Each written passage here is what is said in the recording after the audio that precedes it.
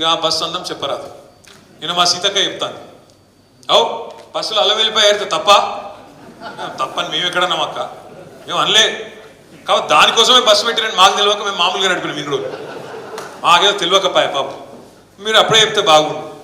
బస్సులో కుట్లు అల్లికెళ్ళితే మేము తప్పని మేమెందుకంటాం అక్క? ఎక్కువ పెట్టు బస్సులు తన్నుకుంటాను, మంచిగా లేదు పెట్టు, మనిషికో బస్సు పెట్టు. మేమెందుకు అంటాం? మనిషికో బస్సు పెట్టు, మంచిగా అంత కుటుంబం పోయి మంచిగా కుట్లు అల్లికలు, అవసరమైతే బ్రేక్ డ్యాన్సులు, రికార్డింగ్ ఏం చెప్తారో చేయరు. మేమెందుకు అంటాం? ఏమంటారు చేయండి. కానీ ఇట్లా ఈ రకంగా బస్సులలో కొట్టుకునే పరిస్థితి ఎప్పుడైనా ఉన్నారా? కేసీఆర్ ఉన్నప్పుడు సీట్ల కోసం కొట్టుకున్నాడు, సిగలు పట్టుకున్నాడు, గుద్దుకున్నాడు, ఎన్నెన్ని చూస్తున్నాం కొత్త బస్సు అన్నారు. ఇవాళ బస్సు పరిస్థితి ఎట్లుందో మీరే చూస్తున్నారు. ఆఖరికి ఆర్టీసీ కార్మికులు, డ్రైవర్లు, కండక్టర్లు వాళ్ళని ఎత్తిపట్టుకునే పరిస్థితి వచ్చింది. ఇక్కడ వాళ్ళ సీట్లకి వెళ్ళి నువ్వు కూడా కూర్చుంటారు. ఇవాళ ఈ పరిస్థితి బస్సు. అట్లా మహిళలకు కూడా ఇలా వ్యవహారం అర్థమైంది. ఇక ముసలోళ్ళని మోసం చేశారు. కేసీఆర్ 2000 ఇస్తాడు, 4000 ఇస్తున్నామని. మరి ఇవాళ 2000 4000 కాదు, ఆ ఉన్న 2000 2 నెలలు కొట్టిరు. అందరికీ నమస్కారం.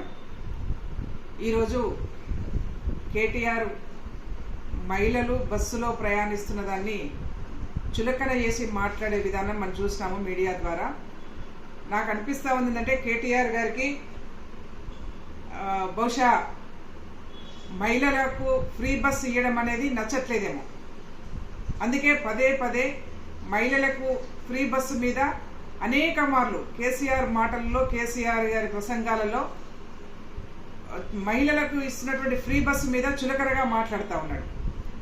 మహిళలు ఏదో ఎల్లిపాయ పొట్టు తీసుకుంటున్నట్టుగా అల్లికలు కుట్టుకోవచ్చు, లేకపోతే కూరగాయలు అమ్ముకోవచ్చు, ఇవేం తప్పు కాదు, మహిళకు ఫ్రీ బస్సు, మహిళకు ఒక బస్సు పెట్టండి, చివరికి కుటుంబాలుగా బస్సులు ఎక్కి డ్యాన్సులు చేసుకోండి అని చెప్పేసి మాట్లాడాడు.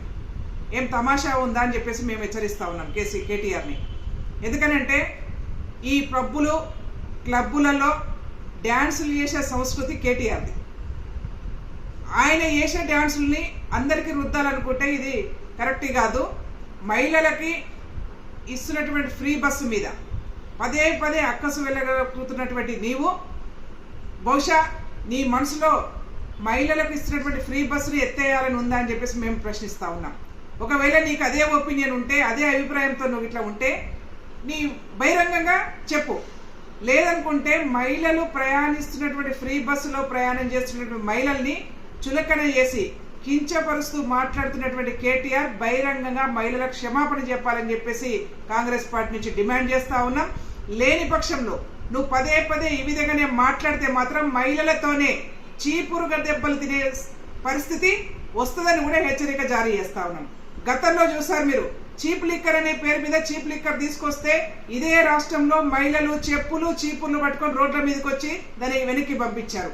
ఇవాళ మళ్ళీ ఇది ఫ్రీ బస్సు మీద నువ్వు మరొకసారి కామెంట్ చేసినా, మహిళలు బస్సులో ప్రయాణం చేస్తున్నటువంటి విధానాన్ని నువ్వు కామెంట్ చేసినా ఇదే చీపురు దెబ్బలు తినే పరిస్థితి వస్తుందని కూడా హెచ్చరిక జారీ చేస్తా ఉన్నా. అసలైన తొలి వెలుగు. ఫాలో వాట్సాప్ @తొలి వెలుగు official.